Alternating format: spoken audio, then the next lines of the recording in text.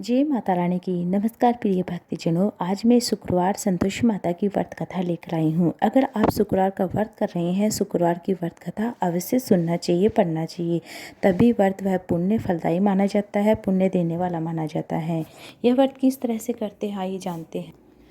सबसे पहले मैं आपको बता दूं कि इस व्रत में जो संतोषी माता का व्रत होता है, शुक्रवार के दिन संतोषी माता का व्रत भी रखा जाता है और वैभव लक्ष्मी का व्रत भी रखा जाता है। तो मैं आपको बता दूं कि जो संतोषी माता का व्रत होता है, इसमें खटाई खाना वर्जित होता है, खटाई के हाथ भी नहीं लगाना चाहिए।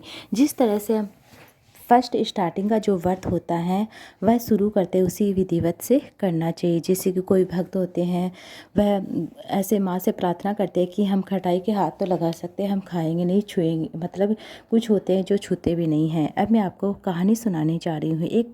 एक गांव में एक बुढ़िया माई रहती थी। उसके 7 बेटे थे, 6 बेटे कमाने वाले थे। एक बुढ़िया माई जिसका एक बेटा था वह निकम्मा था। बुढ़िया माँ 6 पुत्रों को जूठा 7वें को खिलाती थी। 7वां पुत्र एक दिन अपनी पत्नी से बोलता है, देखो मेरी माता का मुझ पर कितना प्रेम है। बोली, क्यों नहीं, सबका जूठा तो तुमको खिलाती हैं। वह बोला, ऐसा नहीं हो सकता, मैं जब तक आंखों से देख न लूँ बात मान नहीं सकता। बहू ने हंसकर कहा, आंखों से देख लोगे तब तो मान लोगे। घर में 7 प्रकार, कुछ दिन बाद बड़ा त्योहार आता है, घर में 7 प्रकार के भोजन, चूरमे के लड्डू बनते हैं। वह पत्नी की बात को लेकर जांचने के लिए सिर दर्द का बहाना कर पतला कपड़ा ओढ़कर रसोई में सो जाता है और कपड़े में सब देखता रहता है। 6 भाई भोजन करने आते हैं।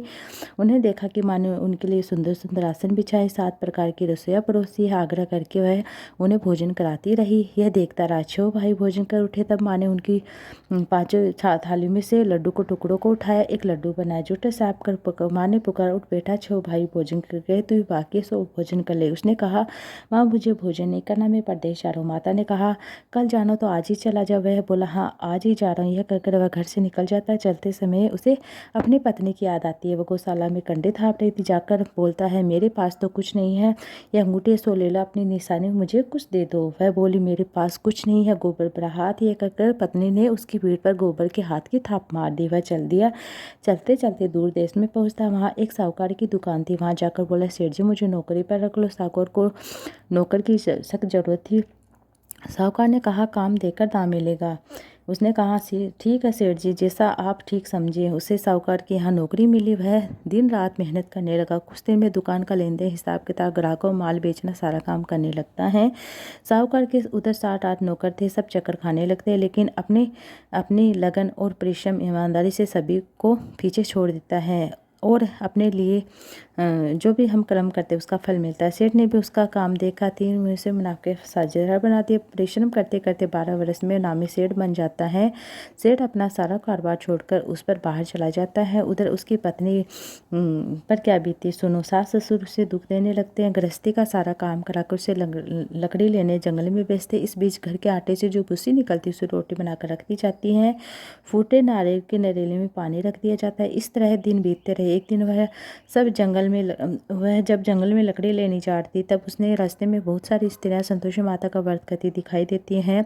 वहाँ खड़ी होकर रुककर पूछती हैं, बहनों तुम किस देवता का व्रत करती हो, इसे करने से क्या फल होता है, इस व्रत के करने की क्या विधि है। यदि तुम अपने इस व्रत का विधान मुझे समझाकर कहोगी तो मैं तुम्हारा बड़ा एहसान मानूंगी। तब उनमें से एक स्त्री बोलती, सुने, संतोषी माता का व्रत इसे करने से निर्धन दरिद्रता का नाश होता, लक्ष्मी आती है, मन की चिंताएं दूर होती है, मन को प्रसन्नता मिलती, शांति मिलती है, निपुत्र को पुत्र होता है, पति बाहर गया हो तो बाहर शीघ्र आ जाता है, कुंवारी कन्या को मनपसंद वर मिलता है, मुकदमा केस कचहरी चल रहा हो तो वह समाप्त हो जाए, कला कलेश से मुक्ति मिलती है और मुख शांति आदि मिलती है। घर में धन जमा होता है, धन जायदाद का लाभ होता है और भी मन कामना हो जो सब संतोषी माता कृपा से पूरी होती है, इसमें संदेह नहीं है।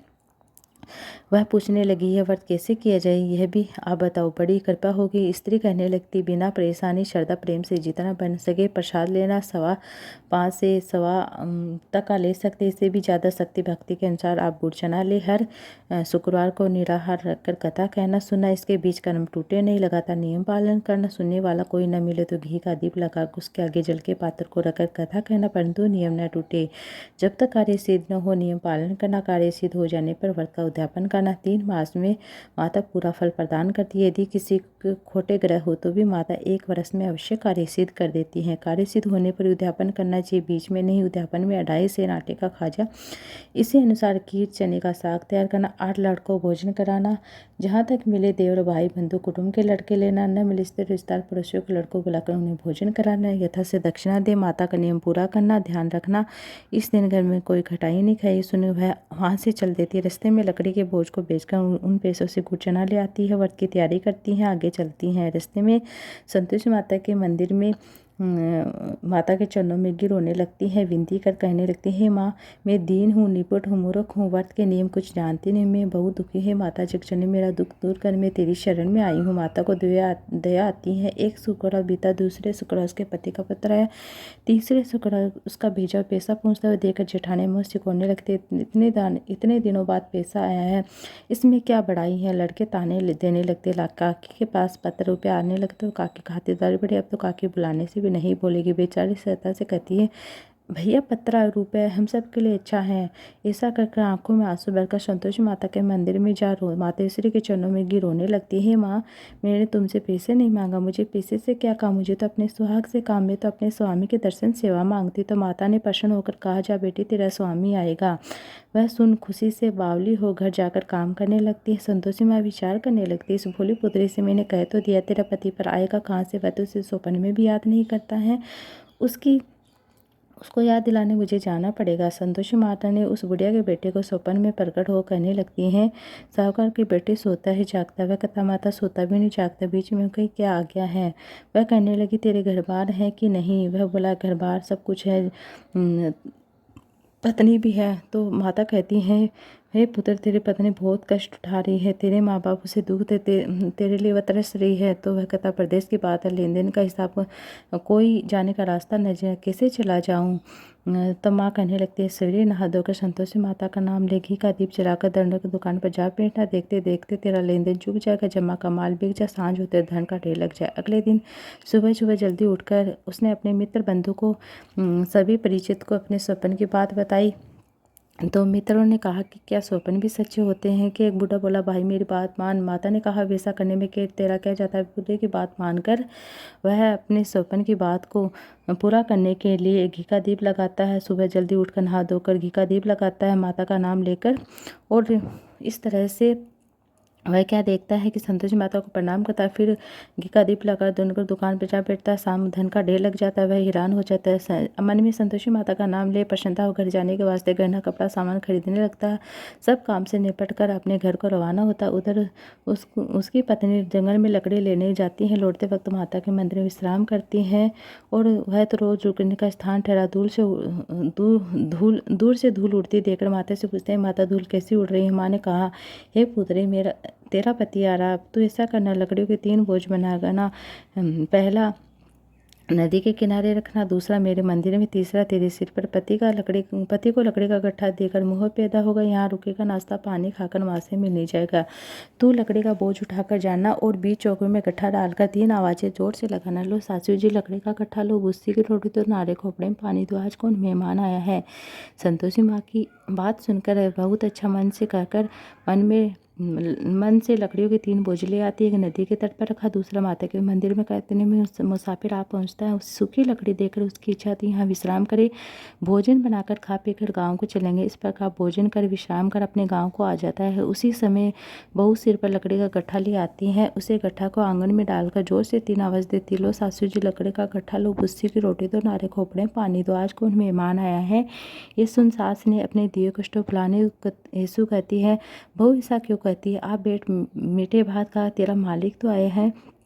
गहने कपड़े पहन। पत्नी की आवाज़ सुनकर उसका स्वामी बाहर आता है। उसके हाथ में अंगूठी देकर व्याकुल हो जाता है। उसने पूछा, माँ ये कौन है। माँ बोली, तेरी पत्नी है, आज 12 वर्ष हो गए, जब से तू गया तब से सारे गांव में जानवर भटकती फिरती, काम काज घर का कुछ करती नहीं, 4 समय आकर खा जाती, अब तुझे देखकर बुस्सी की रोटी नारे खोपड़े पानी मांग रही है।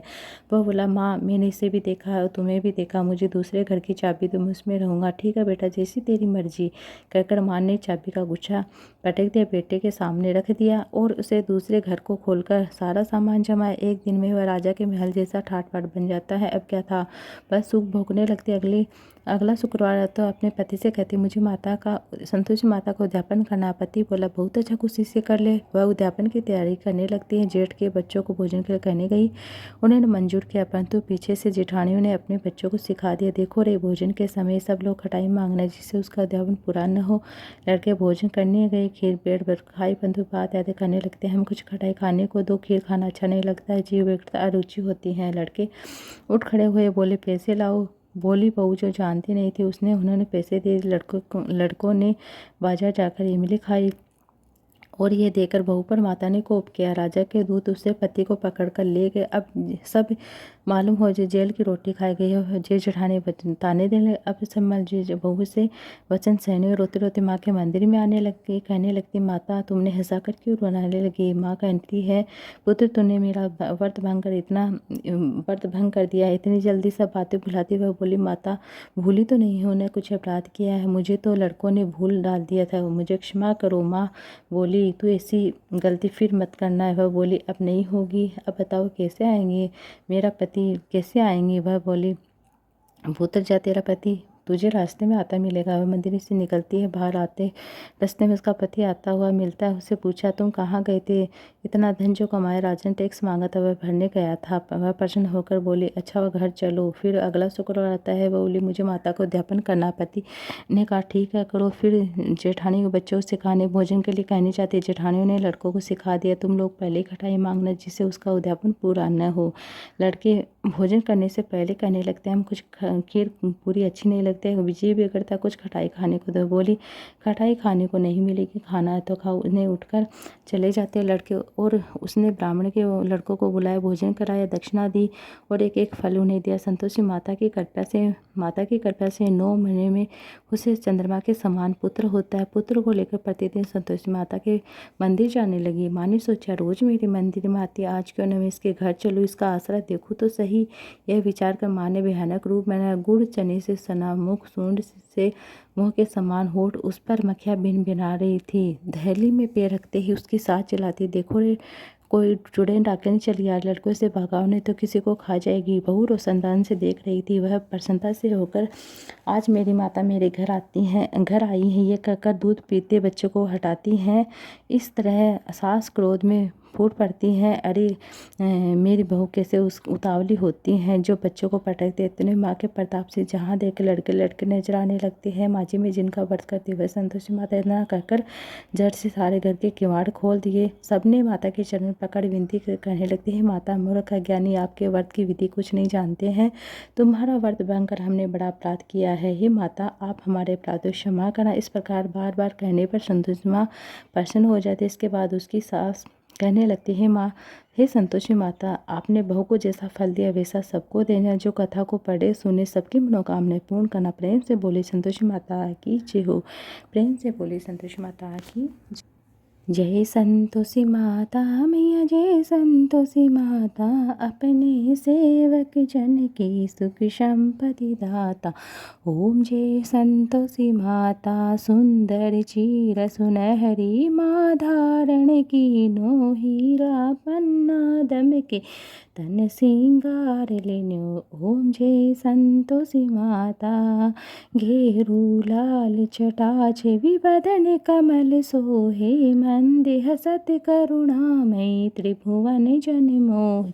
ओम जय संतोषी माता, श्रवण सिंहासन बैठी, चवर डुरे प्यारे, धूप दीप मधुमेवा भोग धरे न्यारे। ओम जय संतोषी माता, गुरु अरुचना परम प्रियताम, संतोष कियो संतोषी कहलाई, भक्तन विभव दियो। ओम जय संतोषी माता, शुक्रवार प्रिय मानते आज दिवस सोही, भक्त मंडली छाई कथा सुनत मोही। ओम जय संतोषी माता, मंदिर जगमग ज्योति मंगल ध्वनि जाई, विनय करे हम बालक चरणन सिर नाई।